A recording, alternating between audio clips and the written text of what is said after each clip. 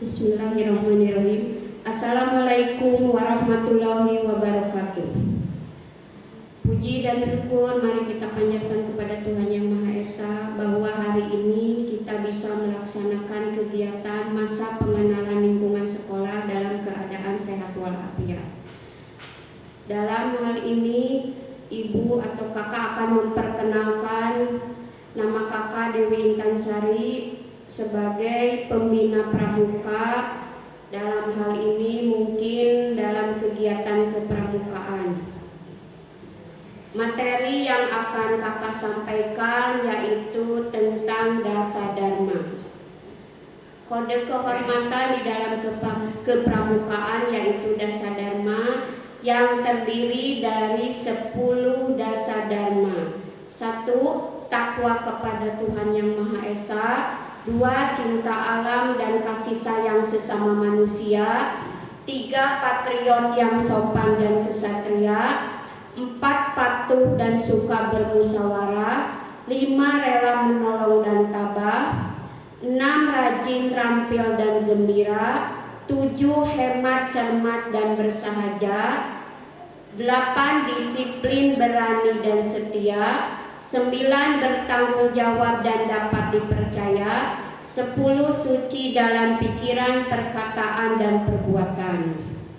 Nah, dari ke-10 dasa dharma yang tadi kakak sampaikan, adik-adik harus mempunyai peranan yang sangat penting apa yang harus dilaksanakan dalam dasa dharma tersebut. Misalkan nomor 1, takwa kepada Tuhan Yang Maha Esa. Adik-adik sebagai siswa-siswi sekolah SMP Negeri 1 Manunjaya harus wajib melaksanakan sholat 5 waktu, mengaji.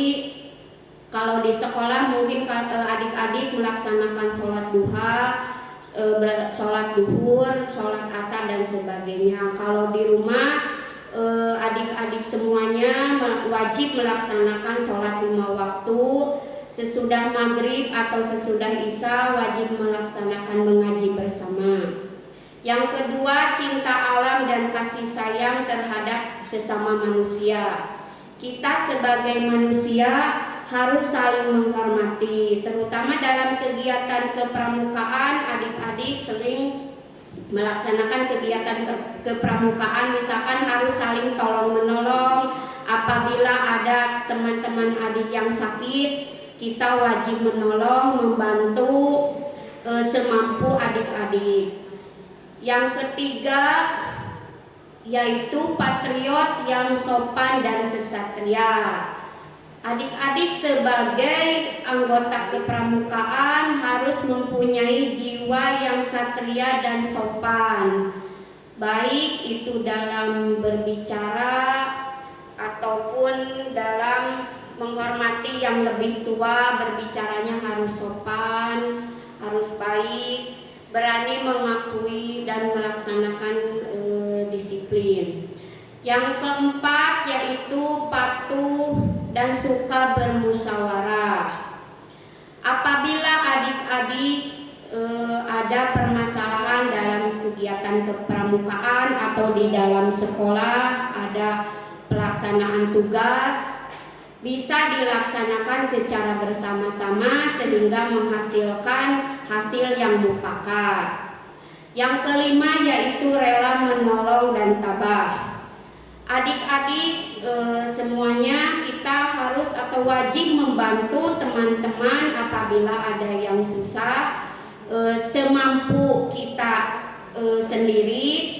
Dan apabila adik-adik atau yang lainnya terkena musibah, kita harus sabar, jangan sampai keluh kesah apabila kita dikasih cobaan. Yang keenam yaitu rajin, terampil dan gembira. Di sini adik-adik apabila dikasih tugas di sekolah harus dikerjakan, cepat dikerjakan supaya bisa mendapatkan nilai yang lebih bagus. Harus terampil, dan kita juga sebagai anggota pramuka, adik-adik harus mempunyai semangat yang tinggi dalam belajar. Yang ketujuh yaitu hemat, cermat, dan bersahaja.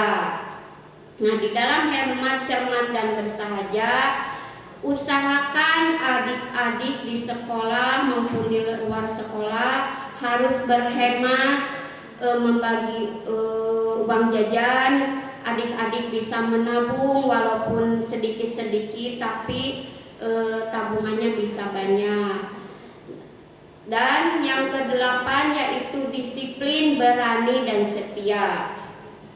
Adik-adik sebagai siswa maupun sebagai anggota pramuka harus lebih disiplin dalam segala apapun. Misalkan bangun tidur jangan kesiangan, harus lebih giat dalam bangun tidurnya supaya adik-adik bisa melaksanakan sholat subuh. Juga berangkat ke sekolah jangan sampai kesiangan, harus tepat waktu, harus mengikuti peraturan yang berlaku di sekolah. Yang 9, bertanggung jawab dan dapat dipercaya. Adik-adik sebagai siswa maupun sebagai anggota pramuka harus mempunyai tanggung jawab yang penuh. Apabila ada sesuatu yang harus dikerjakan, harus cepat dikerjakan. Jangan sampai tugas yang adik-adik diberikan tidak dikerjakan. Yang terakhir yaitu suci dalam pikiran, perkataan, dan perbuatan.